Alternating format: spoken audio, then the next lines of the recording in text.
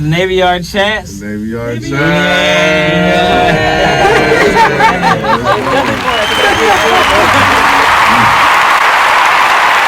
But don't you think that every friendship's like, I mean, there's no reason to cut people off in friendships? No, I believe that there are reasons to cut people off. Well, give me a reason why you cut someone off. Some of the reasons to me are to disassociate with individuals, or if they're untrustworthy, or like, that's why me and Rob disagree in the aspect of, once you disrespect me or harm me, and I feel like it's detrimental to my success or my progress or my personal growth, then I give you once, I warn you. Second time, it's done. I don't do 3 strikes out. It's like, I tell you what you did wrong, and if you do it again, like, I told you what you did wrong. Remember, I cut off aspects of the relationship. Yes. Okay. I don't say I just leave myself open, but I don't I don't need my friends for my personal growth development.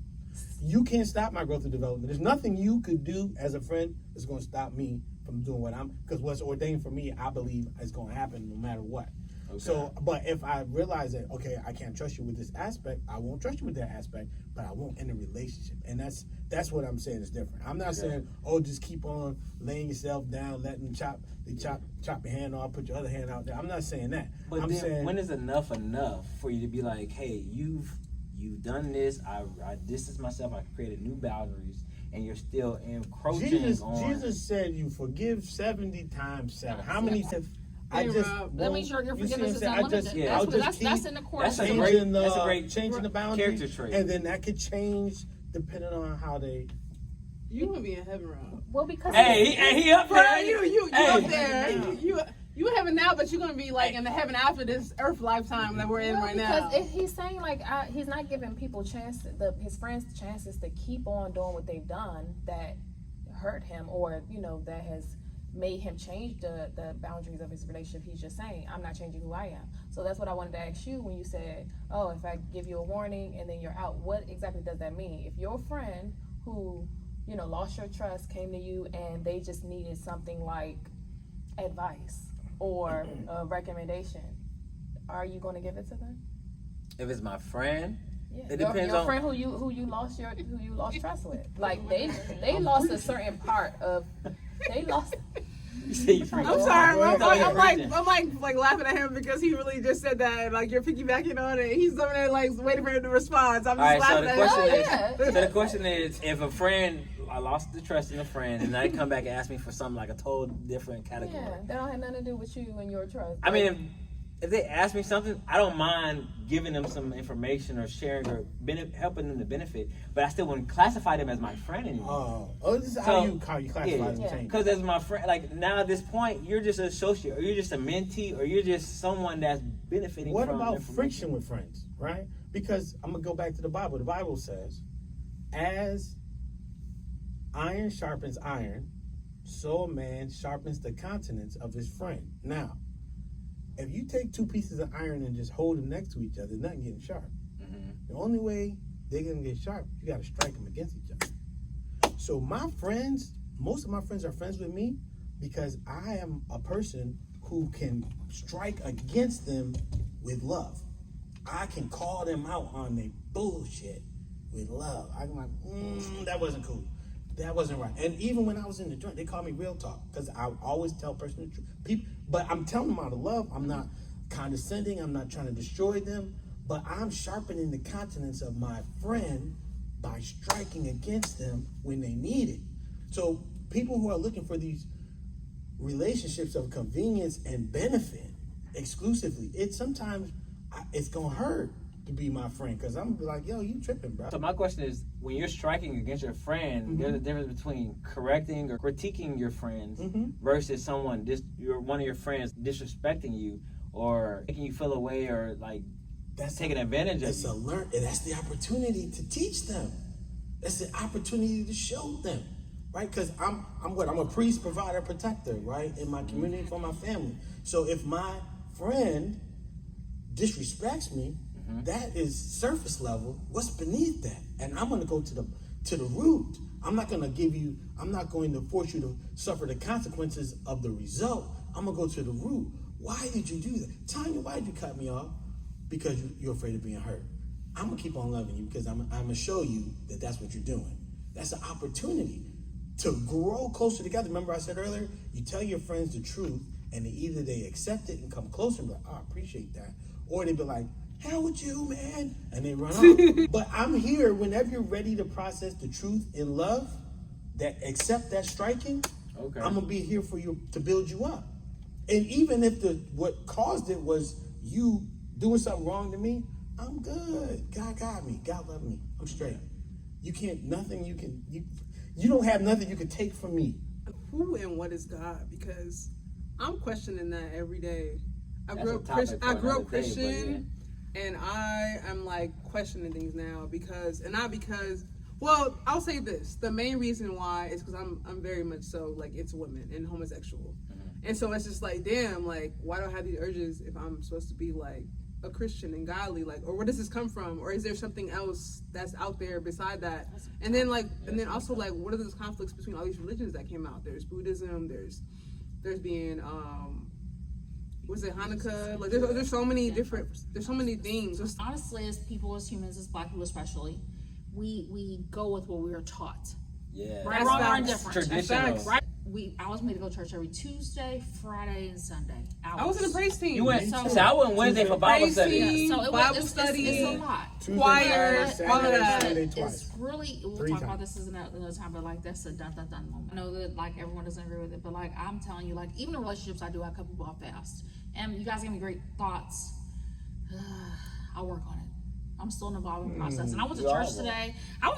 Guys. Okay, like, man, praise God. I came to church. I really did. What was the scripture on? I left before that because I had to come to meet you guys, even though Kevin was an hour late. Not gonna hurt late. Oh, no, don't do that. Don't do that. Either way. What's a friendship experience that ended that you didn't want to end, or that you wish didn't end? That's good. If that happened, I know Rob, that's not your situation because you're different, bro. You still but every time people walk away from me. Oh, that too. If you talk about that, that's crazy. So let's start off with that, Rob. The one that's still walked away from you because you said you don't believe in that. Whenever you are going to be a friend who sharpens the countenance of your friends with truth, you run the risk of losing those relationships, and that's not always something that is enjoyable. Right, and especially if you have a real relationship with that person. But that's the way I've chosen to live my life. So I've had friends, like I had a friend in college, we used to hang out all the time, this guy. He was a good friend of mine. Mm-hmm. And one day we had a conversation, and I told him something I honestly believed about the way he was moving regarding someone else. And he was really offended by it. He was really hurt by it. And he couldn't take it. And he got out of my car, slammed the door, and he walked off, and I never spoke to him again. And he was my boy. But I stand on, and I'm not happy that we were not cool after that. Right. And it was a genuine friendship, back at Howard University in the 90s. Right? I'm 50 years old, by the way, y'all. And single and looking to get married and stuff. But he's looking to get I'm married, looking you to get married, guys. yeah. He wants to drop babies and have immediately. babies. But I'm saying, I'm not happy that relationship ended, but I'm okay with why. My intentions were good, and I was sharing the truth as I saw it. And sometimes you lose. Sometimes people walk away. You got to be. And on that note, that's when I'm okay with that. There's a gift to goodbye. He was my friend who I was friends with since I was 11. I mentioned him earlier. Like not both my grandmothers, but my grandmother that passed last, she met him. Both my parents knew him well. We've been friends since middle school, like 11 years old. Wow. I'm 32. Yeah. So for this man, he's seen me through relationships. He's seen me through moving. When I was friends with him last, I was living in LA, but I had been in Louisiana. I've been all over the place, which Tanya, what I'm telling you, geographical location on me, shit, girl. Okay. Just want to let you know that. And so it came down to me realizing this man had he really had a medical issue. He was addicted to alcohol, or just had addictive personality in general, because before alcohol it was weed. And weed is different. You can be okay, you can be an addict on weed and you're not gonna be super detrimental. But when you have alcohol and you're just, he was in a military space where he couldn't smoke weed because they drug tests. So he went to alcohol and also cocaine, which that like it doesn't like kind of sit in your system as long. So he got to those spaces, and he came back to the real world outside of those spaces because he came out of whatever he was in. Respect to him for even doing that, because it's not an easy thing to do, to be in the military. He just didn't give a fuck about how it affected anyone around him. And it was like my cousin's birthday. We were at a restaurant enjoying his birthday, and we almost like kicked out because of him. And I confronted him the next day. Like I had my, like I said about exes, I have two friends, two exes I'm friends with. I had her as a mediator because she knew him while we were together, and this is like years from us dating. Like, and she was like, "Yeah, Mo, like I think you did your best to like mediate situation and try to be his friend through this and like support him through this tough time." He was like, "I don't give a fuck, like I do what the fuck I want." That was his response. Wow.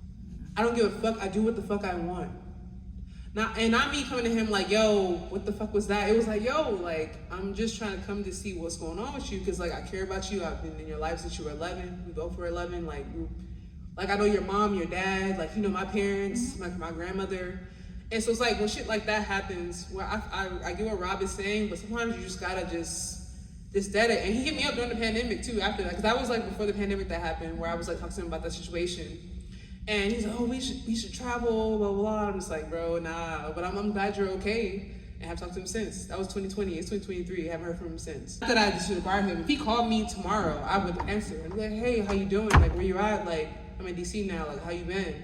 But at the same time, it's just like when you see someone is just where they're at, you gotta like decide, hey, can I be there for them, or do I need to step aside for a little bit until they like really acquire to understand where they're at? Because some people just don't understand. That's right. And me myself, for shit that I'm going through too. Like I just got into therapy recently, and there's things that I didn't really comprehend that I'm really realizing now that I'm in therapy. And so it just goes to show the same thing. Nobody's perfect, but at the same time, you gotta discern like what is worth it and what isn't. And that's what it comes down to at the end of the day. Know who is actually your friends, and then who are actually just your associates. That's real. Or acquaintances. That's real. It is definitely fine lines. Yes. And for me, I can honestly say I have not ended a friendship yet. And like I said, the hiatus is the 2-year thing.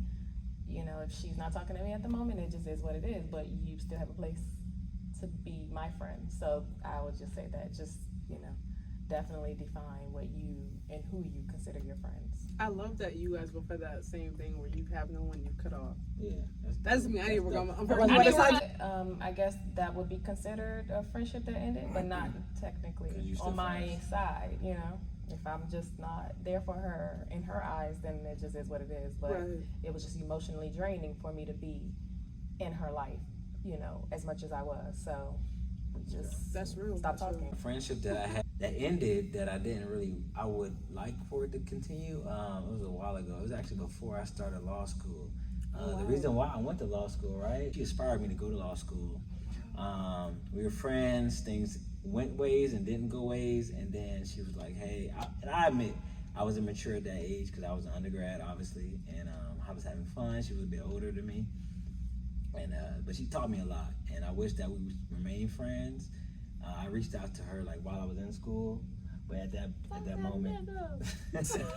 moment, like she came to an event, so it was a networking event, and I seen her. I was like, "Hey, how you been? I ain't seen you in a couple of years. I'm in law school now. You inspired me." She's like, "Oh yeah, it's great. You gotta connect with me because she has her own firm." And I was like, "Bet." I hit her up, you know. I wrote her on Facebook, and guess what happened? She blocked me. Damn. She blocked me. What you mean what I did? We broke up. Like, we were friends. You said y'all talked about That's what you know. That's why I was confused. She was giving. I was confused because I was like, yo, she really blocked me. So I was like, what you do, Cal? She gave him the whole Claire Huxtable. I don't know what I did to this day. I would like to know what I did, but she blocked me, so I can't even reach out to her. Yeah, that's unfortunate, you know. But I grew. You know, I learned from my experiences. You know, because some people be in denial about the role they play and to why they get blocked. I don't play no role. What you mean? Roll tough feet to fire. I I really don't know. All I know is I was young and I accepted. Look, Mo, you said accountability, right? Right. I accepted accountability. I was young. I was an undergrad. She graduated law school. She was like 8 years older than me, right? But you said y'all talked. She said, okay. It was a networking event. So maybe she was just acting cordial because it was an event. But was she in what had her kids and whatever? No, that's so that this may be what it is. Maybe she thought it was accountability while making excuses. man. There's no excuse.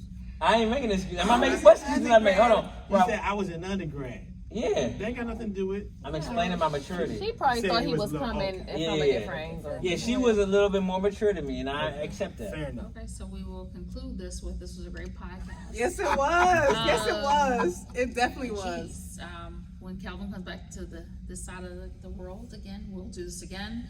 I'm not asking him for dates because he's terrible about scheduling dates. Now we He coming is horrible. September first Trust week. me. So, not September 11th that week because That's not the first week. I'm out of town. I'm in Florida that weekend. Oh, you going to Miami? Yeah, no, I'm going for Lauderdale.